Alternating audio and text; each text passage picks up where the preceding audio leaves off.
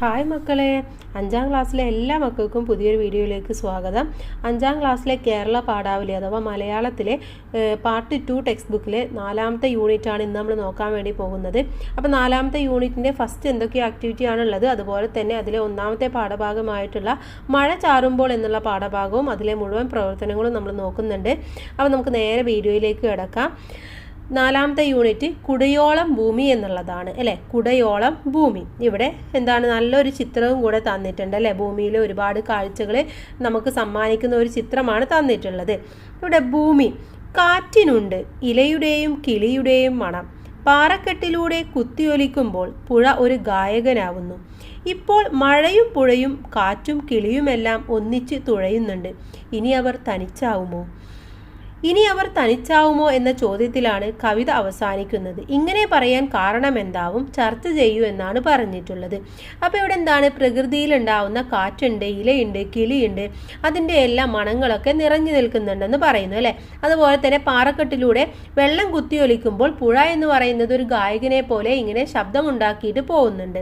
അപ്പോൾ മഴയും പുഴയും കാറ്റും കിളിയും ഇവരെല്ലാവരും ഒരുമിച്ചാണ് യാത്ര ചെയ്യുന്നത്. ഇനി അവരുണ്ടാവുമോ എന്നുള്ളതാണ് ഈ ചോദ്യത്തിൽ ചോദിച്ചിട്ടുള്ളത് അല്ലേ. അപ്പോൾ അതിന്റെ കാരണം എന്താവും, ഭൂമിയിലെ എല്ലാ പ്രവർത്തനങ്ങളും ഒന്ന് മറ്റൊന്നിനെ ആശ്രയിച്ചാണ് നിലനിൽക്കുന്നത്.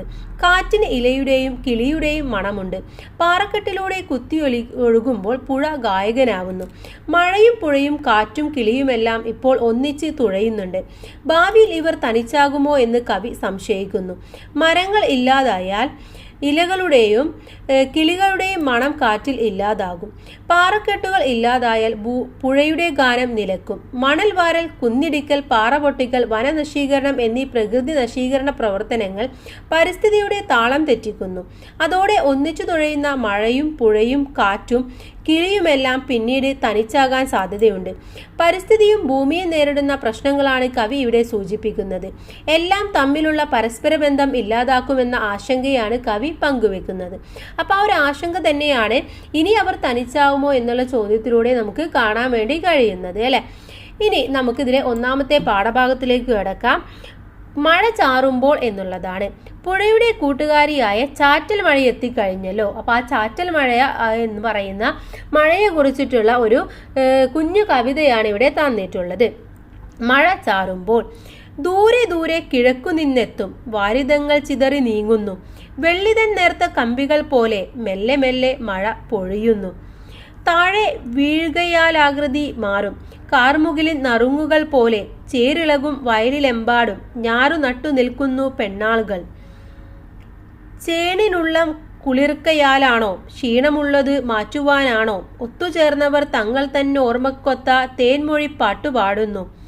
നല്ലൊരു മഴച്ചാറ്റലും കാറ്റും ഉള്ളിനുള്ളിൽ നിന്നോലും ഇപ്പാടും മിപ്പോഴെങ്ങാൻ വിടർന്നിടും പൂവിൻ സ്വപ്നവും ചേർന്നിതെന്തൊരു ഉന്മാദം. തിരുനെല്ലൂർ കരുണാകരൻ കവിതകളാണ്. തിരുനെല്ലൂർ കരുണാകരൻ തന്നെ എഴുതിയ ആ ഒരു പുസ്തകത്തിൽ നിന്നെടുത്ത ഒരു കുഞ്ഞു കവിതയാണ് ഇവിടെ തന്നിട്ടുള്ളത്.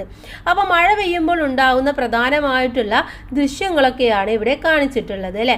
മഴ എന്ന് പറയുന്നത്, ചാറ്റൽ മഴ എത്രത്തോളം ഭംഗിയുള്ളതാണ്, അതിന് എന്തൊക്കെയാണ് സംഭവിക്കുന്നത് പ്രകൃതിയിൽ വരുമ്പോൾ എന്നുള്ളതൊക്കെ ഇവിടെ വളരെ വ്യക്തമായി പറയുന്നുണ്ട്. ഇനി നമുക്ക് നേരെ ഇതിൻ്റെ പ്രവർത്തനങ്ങളിലേക്ക് കടക്കാം. 1ാമത്തേത് കവിത ചൊല്ലാം എന്നുള്ളതാണ്. കവിത ഈണത്തിൽ ഭാവാത്മകമായി ചൊല്ലി അവതരിപ്പിക്കാൻ പറയുന്നുണ്ട്. അപ്പോൾ അത് കൂട്ടുകാർ ക്ലാസ്സിൽ ചെയ്തു നോക്കുക. ഇനി അടുത്തത് കവിതക്കൊപ്പം എന്നുള്ളതാണ്. ഈ കവിതയിൽ നിങ്ങൾക്ക് ഇഷ്ടപ്പെട്ട വരികൾ ഏതെല്ലാമാണ്, എന്തുകൊണ്ടാണ് ഇഷ്ടപ്പെട്ടത് പറഞ്ഞു നോക്കൂ, നോട്ട് പുസ്തകത്തിൽ എഴുതൂ എന്നാണ് പറഞ്ഞിട്ടുള്ളത്. അപ്പോൾ ഇതിൽ നിന്നും കൂട്ടുകാർക്ക് ഇഷ്ടപ്പെട്ട വരി ഏതാണെന്ന് എഴുതുക, അതിൻ്റെ കാരണം കൂടെ നിങ്ങൾ വ്യക്തമാക്കുക. അപ്പോൾ ഇവിടെ എനിക്ക് ഇഷ്ടപ്പെട്ട ഒരു വരിയാണ്, ചേണിലുള്ള കുളിർക്കയാലാണോ, ക്ഷീണമുള്ളത് മാറ്റുവാനാണോ, ഒത്തുചേർന്നവർ തങ്ങൾ തന്നെ ഓർമ്മ കൊത്ത തേൻമൊഴി പാട്ടു പാടുന്നു എന്നുള്ള വരിയാണ്.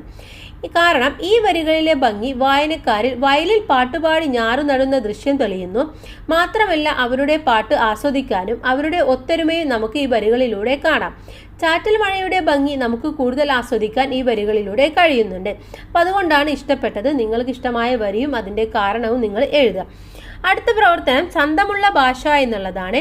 വെള്ളിതൻ നേർത്ത കമ്പി, കാർമുകിലിൻ നുറുങ്ങ്, ഉള്ളിനുള്ളിൽ നിന്നോലും ഇപ്പാട്ട് തുടങ്ങിയ പ്രയോഗങ്ങളുടെ ആശയവും ഭംഗിയും കൂട്ടുകാരുമായി ചർച്ച ചെയ്ത് കണ്ടെത്താനാണ് പറഞ്ഞിട്ടുള്ളത്. അപ്പോൾ ഒന്നാമത്തേത് വെള്ളിതൻ നേർത്ത കമ്പി എന്നാണ് അല്ലെ. അതെന്താണ്? മഴയുടെ ചാറ്റലിനെ കട്ടി കുറഞ്ഞ വെള്ളിക്കമ്പിയായിട്ടാണ് കവിയുടെ ഉപമിച്ചിരിക്കുന്നത്. അടുത്തത് കാർമുകിലി നുറുങ്ങ് എന്നുള്ളതാണ്. കാർമേഘത്തിൽ നിന്നും പൊടിയുന്ന വെള്ളത്തുള്ളിയെയാണ് അവിടെ ഉദ്ദേശിച്ചിരിക്കുന്നത്. ഉള്ളിനുള്ളിൽ നിന്നോരും ഇപ്പാട്ട് എന്ന് പറയുന്നത് മനസ്സിന്റെ ഉള്ളിൽ തട്ടി വരുന്ന പാട്ട് എന്നതാണ് ഉദ്ദേശിക്കുന്നത്. അടുത്തത് പിന്നെയും പിന്നെയും എന്ന പ്രവർത്തനമാണ്. ദൂരെ ദൂരെ കിഴക്കു നിന്നെത്തും വാരിതങ്ങൾ ചിതറി നീങ്ങുന്നു. ദൂരെ ദൂരെ എന്ന് പറയുമ്പോൾ അർത്ഥമാക്കുന്നത് എന്താണ്? ഇതുപോലുള്ള കൂടുതൽ പ്രയോഗങ്ങൾ കവിതയിൽ നിന്നും കണ്ടെത്തി അവ കവിതയ്ക്ക് നൽകുന്ന ഭംഗി ചർച്ച ചെയ്യാനാണ് പറയുന്നത്. അതുപോലെ തന്നെ ഇങ്ങനെ ഒരേ പദം ആവർത്തിച്ചു വരുന്ന സിനിമാ ഗാനങ്ങൾക്ക് നിങ്ങൾക്ക് പരിചയമുണ്ടാകുമല്ലോ, പാടി നോക്കൂ. ഇവിടെ തന്നിട്ടുണ്ട് മിനുങ്ങും മിന്നാ മിനുങ്ങേ എന്ന് പറയുന്ന പാട്ട്. മിന്നി മിന്നി തേടുന്നതാരെ വരുമോ ചാരേ നിന്നച്ചൻ പി.കെ. ഹരിനാരായണൻ എഴുതിയിട്ടുള്ളതാണ്. അപ്പൊ ഇത്തരത്തിലുള്ള സിനിമാ ഗാനങ്ങളും നമുക്ക് അറിയാവുന്നതാണ്. അപ്പൊ നമുക്ക് എന്ത് ചെയ്യാം? എന്താണ് ഈ ദൂരെ ദൂരെ എന്ന് പറയുമ്പോൾ അർത്ഥമാക്കുന്നത് എന്ന് നോക്കണം അല്ലെ. ദൂരെ ദൂരെ എന്നതുകൊണ്ട് കവി അർത്ഥമാക്കുന്നത് വളരെ അകലെ എന്നാണ്. കാർമേഘങ്ങൾ വളരെ ദൂരത്തു നിന്നാണ് വരുന്നത്. ദൂരത്ത് നിന്നെത്തുന്ന കാർമേഘങ്ങളാണ് മഴയായി പെയ്തിറങ്ങുന്നത് എന്നതാണ് ഇവിടെ ഉദ്ദേശിക്കുന്നത്.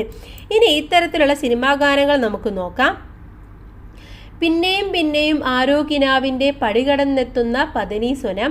പിന്നെയും പിന്നെയും ആരോ നിലാവത്ത് പൊൻവേണു ഊതുന്ന മൃദുമന്ത്രണം. ഗിരീഷ് പുത്തഞ്ചേരിയുടെ വരികളാണ്. അതുപോലെ തന്നെ മേലേ മേലെ മാനം നീളെ മഞ്ഞിൻ കൂടാരം. ടീച്ചർ പാട്ട് പാടാൻ അറിയില്ല. ആ ഒരു പാട്ട്. അതിലാരോ ആരാരോ നിറദീപം ചാർത്തുന്നു. അതും ഗിരീഷ് പുത്തഞ്ചേരിയുടെ വരികളാണ്. അപ്പോൾ ഇത്തരത്തിലുള്ള ഒരുപാടുണ്ട്. അപ്പോൾ കൂട്ടുകാരെ ജസ്റ്റ് നോക്കി കഴിഞ്ഞാൽ നിങ്ങൾക്ക് ഒരുപാട് കിട്ടും. ഇത് രണ്ടെണ്ണം നിങ്ങൾ എഴുതി ചേർക്കുക. ഇനി അടുത്തത് വരമഴ വർണ്ണമഴ എന്നുള്ള അടുത്ത പ്രവർത്തനം. കവിത വായിച്ചപ്പോൾ മനസ്സിൽ തെളിഞ്ഞ മഴ ചിത്രങ്ങൾ നോട്ട് പുസ്തകത്തിൽ വരച്ചു നോക്കൂ.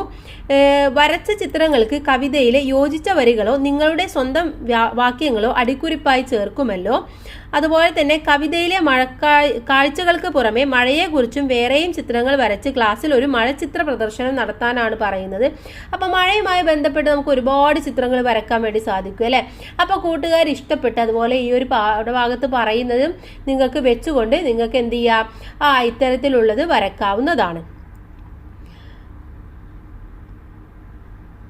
ഇനി അടുത്തത് മഴയനുഭവം പലതല്ലേ എന്നുള്ളതാണ് അടുത്ത പ്രവർത്തനമായിട്ട് വരുന്നത്. 2 മഴക്കാഴ്ചകൾ ഇവിടെ പറയുന്നുണ്ട്. മട്ടുപ്പാവിലിരുന്നൊരു കുട്ടി മഴ കാണുന്നുണ്ട്. പട്ടുകുടക്ക് പുറത്തൊരു പടപട കൊട്ടുകൊടുക്കും മട്ടിൽ. തൊട്ടൊരു കൂരയിൽ നിന്നൊരു കുട്ടി മഴ കാണുന്നുണ്ട്. പൊട്ടിച്ചോരും പുരയിൽ നിന്നും ഞെട്ടിയണീക്കും മട്ടിൽ. ഈ ജിനൻ എഴുതിയതാണ്. 2 കുട്ടികളുടെ മഴയനുഭവങ്ങളാണ് മുകളിലെ വരികളിലുള്ളത്. മഴ വ്യത്യസ്തമായ അനുഭവങ്ങൾക്ക് കാരണമാകുന്നത് എങ്ങനെയെല്ലാമാണ് ചർച്ച ചെയ്യൂ, കണ്ടെത്തലുകൾ എഴുതാനാണ് പറഞ്ഞിട്ടുള്ളത്. അപ്പൊ മഴ എന്ന് പറയുന്നത് ഇവിടെ 2 രീതിയിലാണ് പറഞ്ഞിട്ടുള്ളത് അല്ലെ. അപ്പൊ എങ്ങനെയാണ്, എന്താണ് ഇവിടെ പറഞ്ഞത് എന്നുള്ളത് നമുക്ക് ആ കണ്ടെത്തലുകൾ ഒന്ന് എഴുതി നോക്കാം. വെള്ളം കിട്ടാതെ അനുഭവിച്ചവർക്കും പക്ഷി മൃഗാദികൾക്കുമെല്ലാം ആശ്വാസമാണ് വേനൽ കഴിഞ്ഞുള്ള മഴയുടെ വരവ്. എന്നാൽ കുറച്ചു പേരെങ്കിലും മഴയുടെ ശക്തി കൂടുന്തോറും ബുദ്ധിമുട്ട് അനുഭവിക്കുന്നുണ്ട്. ചോർന്നൊലിക്കുന്ന വീടും കഷ്ടപ്പാടും മൂലം ജീവിക്കുന്നവർക്ക് മഴ അനുഭവം വേദനിപ്പിക്കുന്നതാണ്. പരസ്പര സഹകരണവും ഒത്തൊരുമയും ഉണ്ടെങ്കിൽ നമുക്ക് എല്ലാ പ്രശ്നങ്ങളിൽ നിന്നും രക്ഷ നേടാൻ കഴിയും. പ്രകൃതിയെ ദുരുപയോഗം ചെയ്യുന്നതാണ് കാലം തെറ്റിയുള്ള മഴയ്ക്ക് കാരണം. പ്രകൃതിയെ സംരക്ഷിക്കുക, ജീവനെ നിലനിർത്തുക, മഴയെ ആസ്വദിക്കുക. അപ്പൊ ഇവിടെ 2 മഴക്കാഴ്ചകളിലും വ്യത്യസ്തമായിട്ടുള്ള അനുഭവങ്ങളാണ് നമുക്ക് തരുന്നത്. അടുത്തത് മഴക്കവിതകൾ ചൊല്ലാം എന്നുള്ളതാണ്. അടുത്തുള്ള വായനശാലയിൽ നിന്നും കൂടുതൽ മഴക്കവിതകൾ കണ്ടെത്തി നോട്ട് പുസ്തകത്തിൽ എഴുതൂ. ഒന്നിച്ചു ചേർന്നു ചൊല്ലി രസിക്കുമല്ലോ എന്ന് പറയുന്നുണ്ട്. ആദ്യ മഴ മണ്ണിൽ വരുത്തുന്ന മാറ്റങ്ങൾ നിങ്ങൾ ശ്രദ്ധിച്ചിരിക്കും. കണ്ടെത്തലുകൾ കുറിക്കാനും പറയുന്നുണ്ട്. അപ്പോൾ മഴയെ കുറിച്ചിട്ടുള്ള ഒരുപാട് എന്തുണ്ട്, ഒരുപാട് കവിതകൾ ഉണ്ട്. ഇപ്പോൾ മഴ മഴ കുടകുട മഴ വന്നാൽ പോപ്പിക്കുട ഒരു പരസ്യത്തിലുള്ളതാണ് അല്ലേ. അതുപോലെ തുള്ളിപ്പാഞ്ഞു വരുന്നു മഴ, തുള്ളിക്കൊരു കുടമെന്ന മഴ, കൊള്ളാമീ മഴ, കൊള്ളരുതി മഴ, കൊള്ളാം കൊള്ളാം പെയ്യട്ടെ, കുഞ്ഞുണ്ണി മാഷിന്റെ വരികളാണ്. അപ്പൊ ഇത്തരത്തിലുള്ള വരികൾ കവിതകളൊക്കെ നിങ്ങൾക്ക് ഒരുപാട് കിട്ടുന്നതാണ്. ഇനി ആദ്യ മഴ മണ്ണിൽ വരുത്തിയ മാറ്റങ്ങൾ എന്തൊക്കെയാണ്? ആദ്യ മഴ പെയ്യുമ്പോൾ പൂഴിമണം ഉയരുന്നു. പുൽനാമ്പുകൾ പൊട്ടിമുളക്കുന്നു. ദാഹിച്ചു വലയുന്ന പക്ഷി മൃഗാദികൾക്ക് ദാഹശമനം ഉണ്ടാകുന്നു.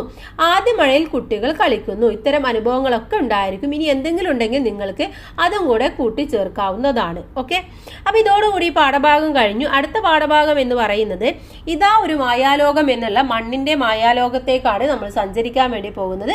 നമുക്ക് അടുത്ത വീഡിയോയിലൂടെ പോകാം അല്ലെ. അപ്പൊ എല്ലാവർക്കും താങ്ക്സ് ഫോർ വാച്ചിങ്.